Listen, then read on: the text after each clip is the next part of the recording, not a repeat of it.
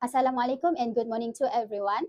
Salam UITM di hatiku. My name is Saliza binti Ramli, and in this documentary, I will present a complete analysis of Malaysian trade performance from 2020 to 2025. Throughout this presentation, I will highlight trade trends, domestic exports and re-exports, imports by end use, major export and import sectors, as well as Malaysia key trading partners.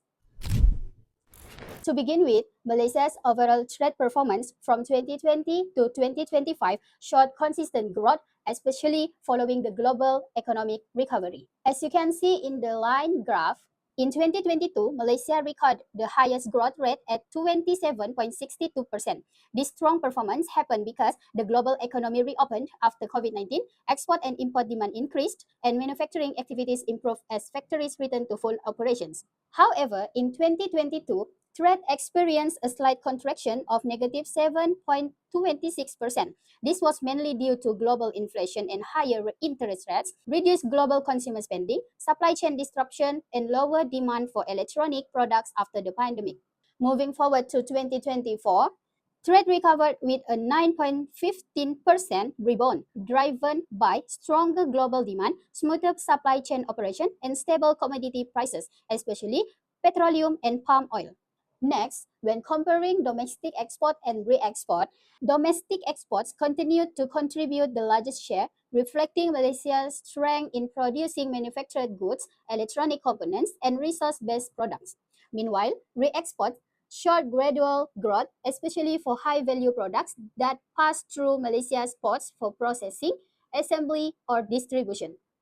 The biggest change occurred in 2022 when re-exports increased sharply due to stronger demand for electronic parts and machinery moving through Malaysia. Overall, this shows that Malaysia is strong in manufactured goods, electrical and electronic products, and resource-based commodities. We're moving on to Malaysia's import by end use, reveal several important trends. There are three types of goods. The first one is intermediate goods, capital goods, and the last one is consumption goods. Intermediate goods remain the largest import category because Malaysia's export-driven manufacturing sector depends heavily on imported raw materials, components, and parts. The increase in these imports reflects higher factory output, strong performance in electronics, chemicals, and machinery industries. Next, capital goods imports increased significantly in 2023 and 2024 as businesses invested in new machinery, automation systems, and advanced manufacturing equipment. This also shows that Malaysia is expanding industrial capacity and moving towards Industry 4.0. And the last one is consumption goods imports stayed relatively stable with slight increases influenced by festive seasons, tourism activities, and higher consumer spending.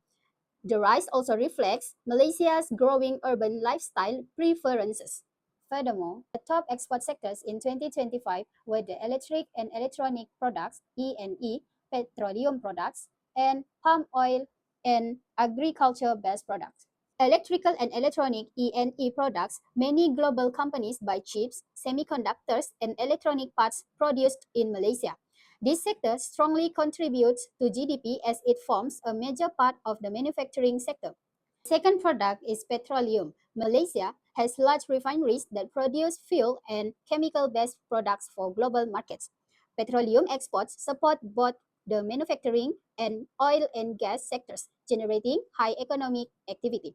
The last one is palm oil and palm oil-based products. Palm oil remains in high demand for cooking, food manufacturing, cosmetics, and more. It contributes to GDP through the agriculture sector, supporting plantation, workers, and processing factories. Next, I will continue with the major import sectors in 2025 were E&E imports, machinery and equipment, petroleum and petrochemical products. Electrical and electronic imports (E&E). Malaysia imports many electronic components needed for assembling finished products such as chips and devices. Machinery and equipment. These imports help Malaysia upgrade factories, modernize technology, and support industrial growth. And the last one is petroleum and petrochemical products, where Malaysia imports certain types of crude oil needed for local refineries and to ensure enough supply for transportation and industries. The question is how these imports shape the economy of Malaysia. Malaysia's reliance on electronic components, machinery, and petroleum is crucial because they support manufacturing, increase productivity, maintain export competitiveness, and ensure stable industrial operations. Without these imports, the production of factory would be slowed down, exports would be decreased, and the overall economic growth will be affected. To begin with, Malaysia's main export destination in 2025 are Singapore, US, China, Hong Kong, and Taiwan. These countries buy the largest amount of Malaysia's electronics, petroleum products, machinery, and palm oil. Besides that, because these markets are very important, Malaysia creates trade policies that make it easier to export to them. This includes lowering trade barriers, improving product standards, and strengthening logistics and cooperation. As a result, Malaysia remains competitive and maintains strong relationships with key trading partners. On top of that, Malaysia's major import sources in 2025 are China, Singapore, Taiwan, US, and Japan.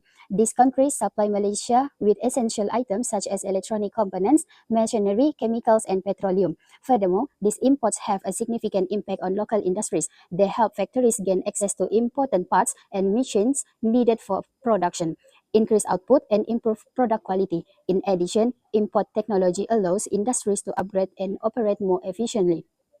However, this also creates high dependency on foreign suppliers, which can disrupt production if global issues occur.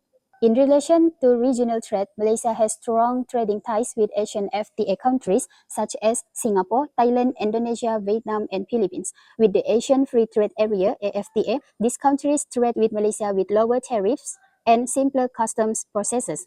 Therefore, AFTA helps Malaysia export more products like electronics, machinery, palm oil, and petroleum. At the same time, Malaysia imports necessary goods from these neighboring countries to support local industries.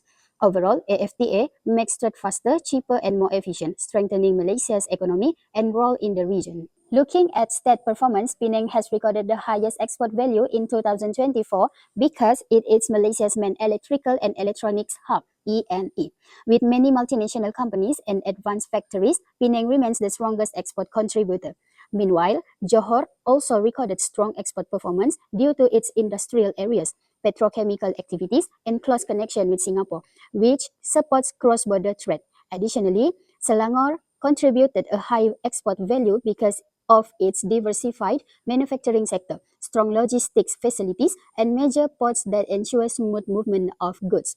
On the other hand, Sarawak's export strength comes mainly from petroleum and LNG production, making it an important state for resource-based exports.